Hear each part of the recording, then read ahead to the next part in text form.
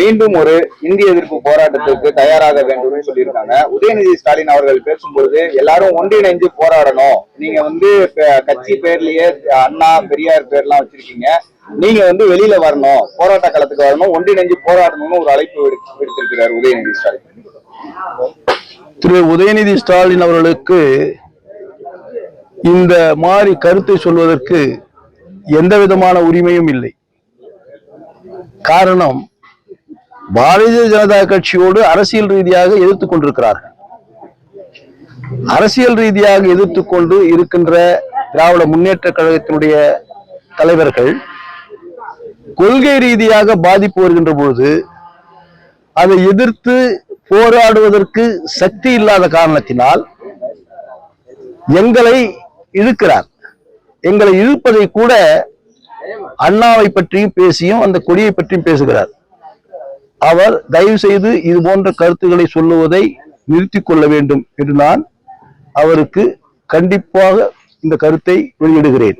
மத்திய அமைச்சர் பேசும்போது ஒரு கருத்து அழுத்தமா சொல்றாரு, மும்முனை கொள்கையை ஏற்றுக்கொண்டால் மட்டுமே நிதி ஒதுக்கப்படும். உதயநிதி ஸ்டாலின் அதுக்கு பேசும்போது என்ன சொல்றோம்னா, நிதிக்காக நாங்கள் இந்த கொள்கையை ஏற்றுக்கொள்ள மாட்டோம், கடந்த ஆட்சிகள் தான் நிதிக்காக கேட்கும் இடத்தெல்லாம் கையெழுத்து போட்டு கொடுத்த அரசு அதிமுக அரசு குற்றச்சாட்டு. திரு உதயநிதி ஸ்டாலின் அவர்கள் ஏதோ அரசியலுக்காக கருத்துக்களை சொல்லிக் கொண்டிருக்கிறார். ஒரு அரசியல்வாதியாக இருந்து அந்த கருத்தை சொன்னால் கவலைப்பட வேண்டிய அவசியம் இல்லை. ஒரு ஆட்சியில் துணை முதலமைச்சர் பொறுப்பில் இருக்கிறார். நம்ம இந்திய அரசியலமைப்பு சட்டமே, நம்முடைய அமைப்பே மத்திய அரசு மாநில அரசும் இணக்கமாக சென்றால்தான் திட்டங்களை மக்களுக்கு கொண்டு சென்று சேர்க்க முடியும்.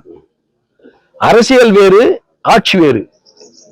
அரசியலை நாங்கள் தனியாக வைத்துக் கொண்டோம், ஆட்சியை மத்திய அரசோடு இணக்கமாக வைத்து மக்களுக்கு தொண்டு செய்வதற்காக புரட்சித் தலைவர் எம்ஜிஆர் எங்களுக்கு கற்றுக் கொடுத்த பாடம். அதன் அடிப்படையிலே தான் இன்றைய எதிர்க்கட்சி தலைவர், நேற்றைய முதலமைச்சர் போற்றதற்கு எடப்பாடியார் அவர்கள் இணக்கமாக செயல்பட்ட காரணத்தினால்தான் இந்திய துணைக்கண்டத்தில் எந்த முதலமைச்சரும் சாதிக்காத சாதனையை ஒரே ஆண்டில் 11 மருத்துவக் கல்லூரியை தமிழகத்திற்கு கொண்டு வந்தவர் முன்னாள் முதலமைச்சர் எடப்பாடியார் அவர்கள். தவிர்க்க முடியாத தம்ப்நெயில்ஸ், கலக்கலான கண்டென்ட்ஸ், சினிமாவும் சீரியஸ் பிரச்சனைகளும், சும்மாவே ராம் சரண் தளபதி விஜய் எப்படா பெரிய கலகலப்பும் கைகலப்பும். Me too love you, thank you. அவருக்கு அந்த மாஸ் ஏத்துறது தியேட்டர் தெரிக்குதுனாலே டன் தான். பிரேக்கே இல்லாமல் பிரேக்கிங் நியூஸ் சொல்லும் தந்தி டிவி ஆப். இன்ஸ்டா தலைமுறை வரை இறங்கி அடிக்கும் தந்தி டிவியின் டிஜிட்டல் எக்ஸ்க்ளூசிவ். பாடி காமிச்சீங்க, அது அதை விட மோசம். இல்ல பாடி காமிச்சீங்கன்னா அது இன்னும் வெரி பேட். தந்தி டிவி ஆப்பை இலவசமா டவுன்லோட் செய்யுங்க,